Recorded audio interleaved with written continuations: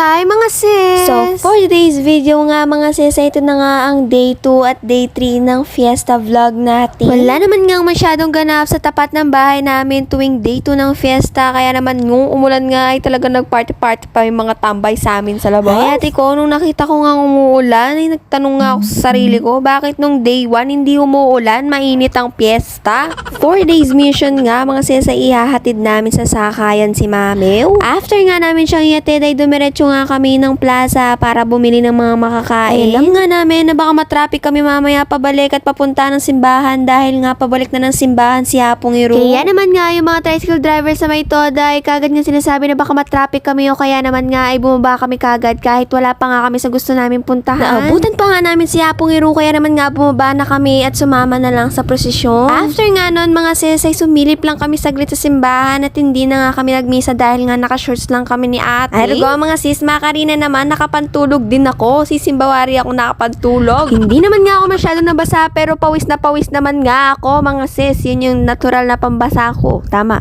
Naglalakad-lakad lang nga kami dito sa may plaza mga sis para nga humanap ng makakain. Ay si ate CJ ko naman nga dyan mga sis ay nagpapabili nga ng sampalo. Kaya yan kami naghahanap na nagtitinda ng sampalo. Habang naglalakad-lakad nga kami mga sis ay nakita nga namin tong dried pusit na dinedera. First time ko lang din nga niya makakita mga sis. Kaya naman nga na-excite akong tikman. Dahil wala nga kaming nakitang tusok-tusok mga sis at nakakita nga kami dito ng mga dinederang at may suka. Ito na lang binili namin. Ay napakasarap niya nga mga sis. Kaya naman nga 10 out of 10 kasaki. Ay rugo kalago na rin mga ipamiesta, mga pantud-tud yun. Hindi ko naman nga talaga balak sumama dyan mga sis, pero sinama na nga ako ni mama ko, kahit nakapantulog na lang daw ako, go na yan, pwede na. Ay hindi nyo nga pala naitatanong mga sis, ay dati nga tuwing mag-fiesta sa amin, ay marami nagtitinda sa may plaza. Ay talaga naman nga pag June 1 na, meron ka nang makikita mga nagtatayo ng mga tiyanggi-tiyanggi sa may plaza sa amin. Yun nga ay mga panahong hindi pa ako nagva-vlog mga sis, ay hindi ko na lang alam bakit nga nawala ngayon yon. Dati punong-puno yan ng mga nagtitinda, may damit-damit, pagkain, ano-ano pa. Ay, sana nga, ibalik na nila ang mga nagtitinda-tinda dyan sa may plaza sa amin. Day 3 na nga ng aming fiesta, ito na nga ang tinatawag nating panata. Dito nga, ihahatid na si Hapong Iru sa bahay niya sa Kapalangan. Ay, rugo, sa dami nga ng tao, ako naman nandito sa ilalim ng puno, sobrang init. Before nga pala ihatid si Hapong Iru sa bahay niya sa Kapalangan, ay mimisa muna siya dito sa may ilog. Lumipat nga kami ng pwesto dyan mga sis, dahil nga sobrang bilad na sa pwesto namin kanina. Ay, rugo, medyo lang nga ako nadulok nung day 1 pero nung day 3 super dulok ko na.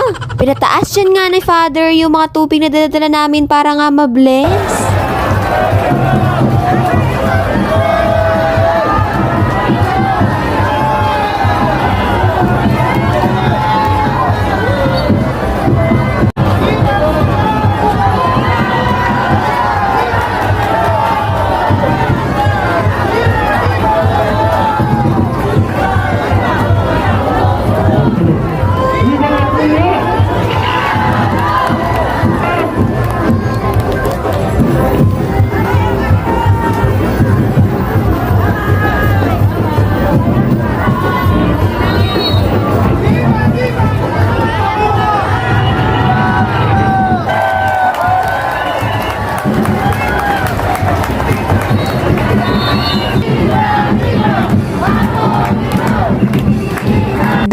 Dakal pong salamat Hapong Iru. Next year po ulit. Viva! Viva! Hapong Iru. Bago ko muna nga pala tapusin ang ating video for today mga sis, ay shoutout muna kay Romnick Galang. Ay rugo, peka buo-buo mo naman yung pangalan ko sis. At ito ko na nga po tatapusin ang ating video for today.